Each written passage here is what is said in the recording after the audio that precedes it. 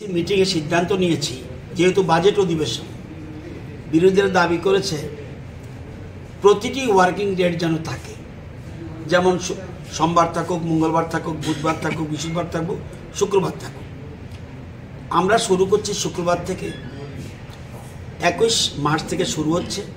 ওনারা বলছেন যে আপ টু শুক্রবার, মানে শুক্রবার শুরু হবে, আপ টু শুক্রবার যেন শেষ হয়। আমরা বলছি না, এবার আরও বাড়িয়ে দেব। আমাদের ট্রেজারি ব্রাঞ্চ থেকে আমরা করেছি এটা একদম 21 মার্চ শুরু হবে, শেষ হবে 1 এপ্রিল। বিরোধীরা যে দাবি করেছে এর থেকে একদিন বেশি করিয়ে দিয়েছে। বিরোধীরা দাবি করেছিল শুক্রবার থেকে শুরু হবে, শুক্রবারে শেষ হোক। আমরা বলছি না, শুক্রবার থেকে শুরু হবে, আগামী মঙ্গলবার পর্যন্ত চলুক।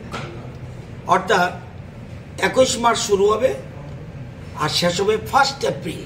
ওনারা চেয়েছিল 28 মার্চ শেষ হওয়ার জন্য, আমরা একদিন বাড়িয়ে দিয়েছি। এবং বাজেট অধিবেশন, সাপ্লিমেন্টারি বাজেট থাকবে, অর্থাৎ এটাকে আমরা রিভাইজ বাজেট বলি, ওইটা থাকবে, এবং 25-26-এর মূল বাজেট থাকবে। আমরাও ট্রেজারি ব্রাঞ্চ চাই যে যত বেশি আলোচনা হবে তত আমাদের সুবিধা হবে। আমাদের যদি এই যে আমাদের রাজ্যের উন্নয়ন হচ্ছে সেটাতে যদি তাদের কিছু সাজেশন থাকে তাহলে আমাদের উপকার হবে।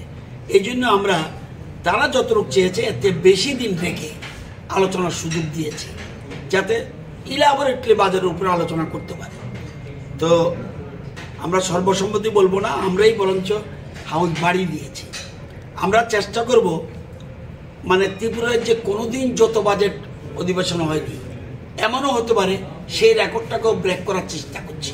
অর্থাৎ আগামী দিনে যত বেশি পারা যায় আলোচনা, ফ্রিলি আলোচনা করা যায়, সেই জন্য আমরা সুযোগ দিয়েছি। আমাদের আলোচনার মধ্যে আমি দেখেছি রামপদ জমাতিয়া, সুশান্ত চৌধুরী, আমাদের কল্যাণী সাহা রায়, অনিমেষ দেববর্মা সবাই বলছেন না, তারা যে যতদিন চেয়েছে এটা না, আর একটু বাড়িয়ে দিন।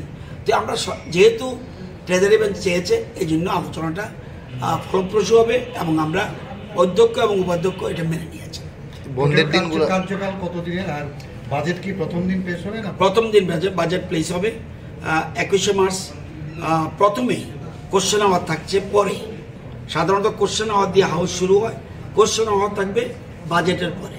প্রথম সাপ্লিমেন্টারি বাজেট প্লেস হবে, এরপরে বাজেট পেশ করবে, এরপরে গ্যাপ থাকবে, দেন